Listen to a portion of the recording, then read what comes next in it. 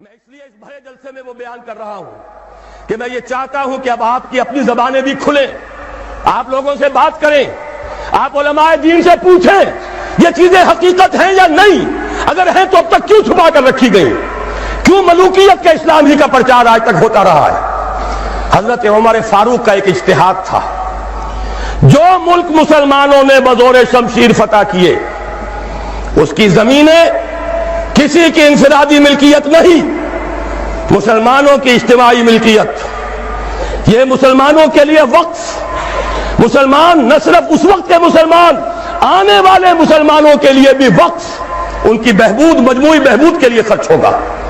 اس پر جو لوگ کام کریں گے وہ خراج دیں گے، چاہے مسلمان ہو چاہے غیر مسلم ہو۔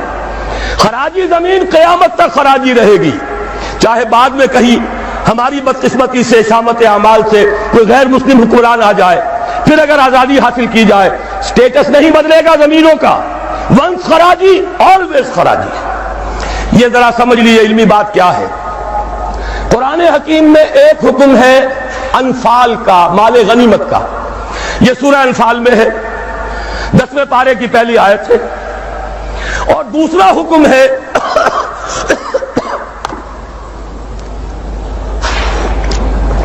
اموال فے کا، یہ سورہ حشر میں ہے۔ اموال غنیمت کا قانون یہ ہے کہ 5واں حصہ 1/5 بیت المال کا، 4/5 مجاہدین میں تقسیم ہو جائے گا۔ سوار ہے گھوڑا اور اونٹ بھی اس نے اپنا رکھا ہوا ہے تو اس کو 2 حصہ ملے گا، پیدل ہے اکیلا۔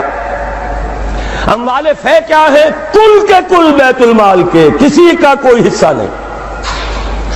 عام خیال یہ تھا کہ یہ زمینیں جو فتح ہو رہی ہیں، عراق فتح ہو گیا، شام فتح ہو گیا، ایران فتح ہو گیا، مصر فتح ہو گیا، تصور تو کیجئے، the fertile crescent of the Middle East, سارا کا سارا فتح، چند سالوں کے اندر اندر چند ہزار صحابہ تھے جنہوں نے ان سارے علاقوں کو فتح کر لیا۔ اب انہوں نے مطالبہ کیا کہ جناب یہ مال غنیمت ہے، ہم نے جنگ کر کے فتح کیا، لہذا یہ زمینیں تقسیم کر دیجئے، 5واں حصہ رکھ لیجئے بیت المال کا۔ حضرت عمر نے فرمایا اگر میں نے یہ زمینیں اور یہ رقمیں تمہیں تقسیم کر دیے تو بعد کے آنے والے مسلمانوں کو کیا ملے گا؟ واقعہ یہ ہے کہ تاریخ انسانی کا بدترین جاگیردارانہ نظام قائم ہو جاتا اگر حضرت عمر یہ فیصلہ نہ کرتے۔ وہ عمر فاروق کان رائے موافقا بالکتاب والسنہ، کتاب اور وحی کے مطابق ان کی رائے، بلکہ میں کہتا ہوں وہی ان کی رائے کے مطابق نازل ہوئی۔ وہ عمر بن الخطاب جن کے بارے میں حضور نے فرمایا کہ لو کان بعدی نبی لکان عمر، میرے بعد کوئی نبی ہوتا تو عمر ہوتے، یہ ان کا اجتہاد ہے، اور یہ اجتہاد کسی مولوی کا نہیں، امیر المومنین کا ہے۔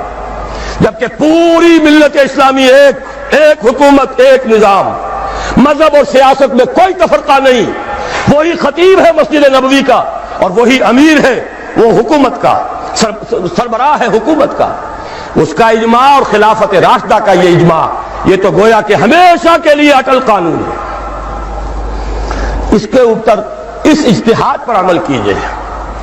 زرعی زمین کی 2 قسمیں ہماری شریعت میں ہیں۔ جو مسلمان لڑے بھڑے بغیر ایمان لے آئے ان کی زمینیں ان کی ملکیت ہیں، جیسے مدینہ کے مسلمان، وہ تو لڑے نہیں، انہوں نے تو خود حضور کو لے کر اور ان کو دعوت دے کر وہ مدینہ تشریف لے کر آئے ہیں، لہذا ان کی زمینیں ان کی ملکیت نہیں، ان سے عشر لیا گیا، یہ عشری زمینیں کہلاتی ہیں۔ جو زمینیں فتح ہوئی، جو ملک، یہ عشری نہیں خراجی ہیں، یہاں پر وہ ملکیت رہیں گی بیت المال کی، مسلمانوں کی اجتماعی ملکیت، وقف علی المسلمین۔ البتہ جو کام کرے مسلمان ہو، کاشتکار، مجوسی ہو، عیسائی ہو، وہ خراج دیں گے براہ راست بیت المال کو۔ پاکستان کا یہ سارا علاقہ مسلمانوں نے بزور شمشیر فتح کیا تھا، یہ کسی کے باپ کی جاگیر نہیں ہے۔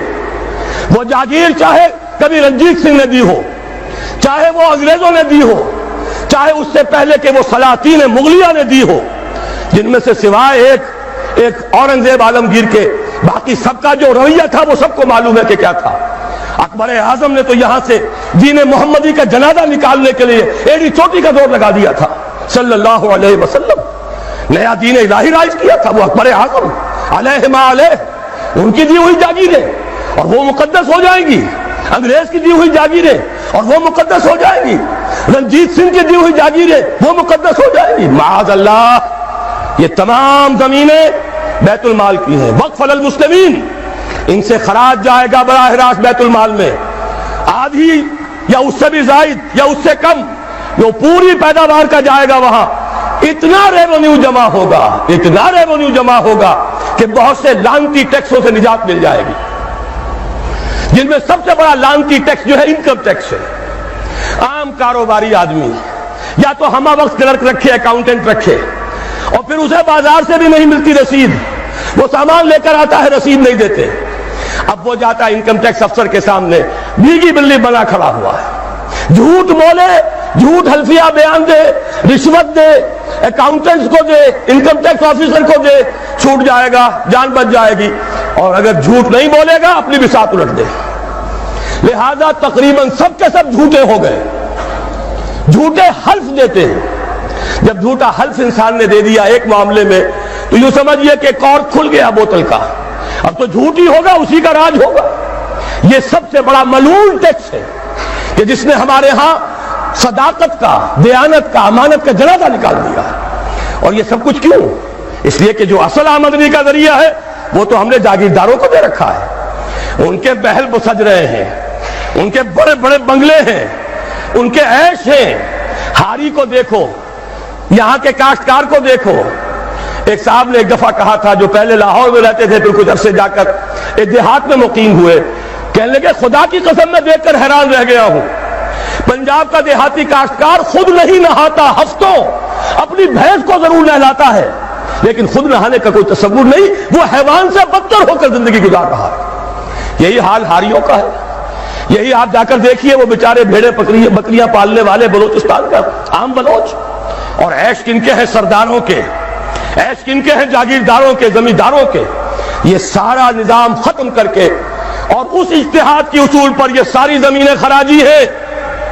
اسی شہر لاہور کی بات کہہ رہا ہوں، ایک بہت بڑے مفتی صاحب، ان کے صاحبزادے نے مجھے بتایا کہ میرے والد صاحب کا قول یہ ہے کہ یہاں کی ساری زمینیں خراجی ہیں، عشری نہیں ہے۔ لیکن جب انہی کے دارالعلوم میں ہمارے ایک ساتھی نے استفتاء لکھ کر بھیجا تو ان مفتی صاحب نے دستخط نہیں کیے، کسی اور چھوٹے مفتی سے، وہ جو مفتی صاحب ابھی سمجھئے کہ ابھی وہ ایکسرسائز ہی کر رہے ہیں، اپرینٹس ہیں، ان کے ہاتھ سے دستخط کروا کے بھجوا دیا، یہ تو عشری ہے۔ یہ حال ہمارے علماء کا ہو چکا ہے۔ کیوں ہو گیا ہے؟ یہ سارے ادارے کن سے چلتے ہیں؟ چندے کون دیتے ہیں؟ سرپرستی کون فرماتا ہے؟ وہ تو وہی لوگ ہیں۔ سرمایہ دار کا چندہ نہ ہو تو دارالعلوم نہیں چلے گا، سرمایہ دار کا چندہ نہ ہو تو یہ سارے جو بھی ٹھاٹ بچھے ہوئے ہیں، جو بڑی بڑی مسندیں سجی ہوئی ہیں، جو بڑی بڑی جائیدادیں بن گئی ہیں، ریاستیں بن گئی ہیں، یہ کہاں سے آئیں گی؟ لہذا سچ بات کیسے کہی جائے؟ ان کے لیے ہیں مشکلات ہیں، لیکن اب ہمیں حقائق کو علل اعلان کہنا ہوگا۔ وہ جو اقبال نے کہا تھا، وہ شعر تو آپ کو سنایا جنرل صاحب نے، کس نہ باشد در جہاں محتاج کس، نقطہ شر مبینی نس تو بس۔ اور میں آپ کو شعر سنا رہا ہوں جو حرف قل لفظ میں پوشیدہ تھی اب تک، اس دور میں شاید وہ حقیقت ہو نمودار۔ اور میں ابتدا میں کہہ چکا ہوں علامہ اقبال کی بات، میں ان کا ادنا طالب علم ہوں، ویسے میں انہیں کوئی معصوم نہیں سمجھتا، ان کی عملی زندگی ہمارے لیے مثالی نہیں ہے، قابل تقلید نہیں ہے، ان کا فکر ہے جو بہت بلند ہے۔ مجھے آج کے دور میں، اس پوری صدی میں، فکر کے اعتبار سے ان کے قریب بھی کوئی شخص نظر نہیں آیا آج تک۔ 60ویں برس میں ہوں اپنی عمر کے میں، اور مطالعہ کر رہا ہوں کم سے کم 40 برس سے، لیکن یہ کہ اپنی جگہ ہے، عظمت ایک پہلو سے بہت ہے، دوسرے پہلو سے وہ ہمارے لیے کوئی واجب التقلید نہیں۔ عملی زندگی خود وہ کہہ دے، اقبال بڑا اپدیشک ہے، من باتوں میں موہ لیتا ہے، گفتار کا یہ غازی تو بنا، کردار کا غازی بن نہ سکا۔ کوئی بات نہیں، اللہ معاف فرمائے گا عمل کو۔ بات صحیح کہی ہے، اور وہ یہ کہی ہے کہ دور ملوکیت میں اسلام کے چہرہ انور پر جو پردے پڑ گئے تھے، آج وقت آیا ہے کہ ان پردوں کو اٹھا دیا جائے، ڈنکے کی چوٹ کہا جائے یہ زمینیں خراجی ہے، کسی کی ملکیت نہیں ہے، کسی کے باپ کی جاگیر نہیں ہے، یہ سب مسلمانوں پر وقف ہے، ان کی بہبود کے لیے ہے۔ ان سے خراج براہ راست جائے، نیا بندوبست اراضی کیا جائے۔ جو پہلے کام کر رہے ہیں ان کا حق فائق ہے، الفضل للمتقدم پہلے موجود ہیں جو کام کر رہے ہیں، ورکیبل یونٹ بنا دیا جائے۔ اور یہ وہ بات ہے، سن 82 میں نے صرف 2 مہینے کی خطا کی تھی، ضیاء الحق صاحب کی شورا میں 2 اجلاس اٹینڈ کیے تھے اور ڈنکے کی چوٹ کہا تھا کہ خدا کے لیے ایک کمیشن بٹھائیے، جید علماء بھی ہو اس میں۔ جب وہ دیکھیں گے کہ موقع ہے سچ بات کہنے کا تو بہت سے حضرات انشاءاللہ تعالی حق بیان کریں گے، لیکن یہ کہ ان کو موقع دیجئے، تحفظ دیجئے، اور یہ کہ بندوبست اراضی کے ماہرین کو بٹھائیے، زمین کا ایک نیا بندوبست ہو جو اس ملک کے لیے مفید ہو، جو عوام کی بہبود میں ہو، جس سے عدل و انصاف کے تقاضے پیدا ہو پورے ہو جائیں، اور سارا ریونیو بیت المال کو، خزانے کو، اس لیے کہ خراج کی رقم ہر مصرف میں آ سکتی ہے، دفاعی مصرف میں آ سکتی ہے، انتظامی مصرفوں میں آ سکتی ہے، جبکہ عشر اور زکوٰۃ صرف مسلمانوں کی بہبود پر خرچ ہو سکتا ہے۔ لیکن خراج کا معاملہ یہ ہے کہ بہت سی چیزیں جس کے لیے ہمیں ٹیکسیشن کے سہارا لینا پڑتا ہے، وہ سب کے سب بھی ہم اس خراج کی رقم سے پورا کر سکیں گے۔ بہرحال یہ بڑا مشکل کام ہے، اس مشکل ہی کے لیے دعوت دینے کے لیے آپ کی خدمت میں حاضری ہوئی۔ مشکل کے بغیر دنیا میں کبھی کچھ نہیں ہوا، قربانی کے بغیر کہیں اسے آپ توہین رسالت نہ سمجھ لیں، معاذ اللہ ثم معاذ اللہ۔ قربانی کے بغیر محمد رسول اللہ والذین معہ، اگر کسی کو حق پہنچتا تھا کہ انہیں کوئی تکلیف نہ پہنچتی اور انقلاب آ جاتا تو وہ محمد تھے صلی اللہ علیہ وسلم۔ وہ حقدار محبوب رب العالمین سید الاولین والآخرین، ان کو حق پہنچ سکتا تھا۔ ان کے پاؤں میں صرف کانٹے نہیں چبھے، وہ تو ابتدائی بات ہے جب چچی بچھا دیا کرتی تھی دروازے کے باہر کانٹے لا کر، ان پر تو پتھراؤ ہوا ہے، ان کا جسم مبارک لہو لہان ہوا ہے، وہ 3 برس کے لیے شیب بنی ہاشم میں محصور رہے ہیں، شدید ترین فاقے آئے ہیں، وہ 3 دن غار ثور میں چھپے ہوئے رہے ہیں، اور وہاں آپ نے اپنے آپ کو جو ہے محفوظ رکھا ہے۔ پھر کیا نہیں ہوا؟ جنگ بدر میں طویل ترین سجدہ کیا، اے اللہ کل جو مارکا ہونے والا ہے، اگر کہیں یہ 313 میرے 15 برس کی کمائی اگر کہیں یہ کل ختم ہو گئی تو پھر قیامت تک تیرا نام لینے والا کوئی نہ ہوگا۔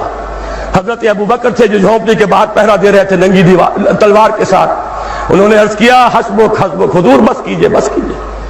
پھر کیا غزوہ احد میں دندان مبارک شہید نہیں ہوئے؟ کیا 70 صحابہ شہید نہیں ہوئے؟ جن میں ایک حمزہ بھی ہے رضی اللہ تعالیٰ عنہ، اسد اللہ و اسد رسول ہی تو ہے ہی، سگے چچا بھی ہیں، خالہ زاد بھائی بھی ہیں، دودھ شریک بھائی بھی ہیں، ساتھ کے کھیلے ہوئے ہم جوڑے بھی ہیں۔ ان کی لاش آئی ہے، ناک کٹی ہوئی، کان کٹے ہوئے، پیٹ چاک کر کے کلیجہ چبا ہوا۔ اس کے بغیر انقلاب نہیں آیا تھا، اس کے بغیر نظام نہیں بدلتا۔ یہاں تو زرعی ٹیکس کوئی لگنے نہیں دیتا، مرکز سے ذرا سی کوئی پالیسی مجھے تو نہیں معلوم کہ کیا آئی ہوگی، مجھے کوئی توقع نہیں کہ وہاں سے کوئی خیر بھی آ سکتا ہے، لیکن یہ کہ کوئی ایسی تھی کہ وہ نازک مزاج شاہاں، ان کے لیے تو وہ بھی ناقابل برداشت ہو گئی۔ وہی آئی جے آئی کی حکومت مرکز میں، وہی آئی جے آئی کی حکومت یہاں، اور اس نے اس کے خلاف قرارداد پاس کر دی، اس لیے کہ ٹیکس نہیں دے سکتا، زمیندار نہیں، بیچارہ ایک تنخواہ دار ملازم 3000 4000 روپیہ جو آج کل کچھ بھی نہیں ہے وہ تنخواہ لے رہا ہے، ایٹ سورس اس کا انکم ٹیکس کٹ جائے گا، انکم ٹیکس کٹے بغیر تنخواہ نہیں ملے گی۔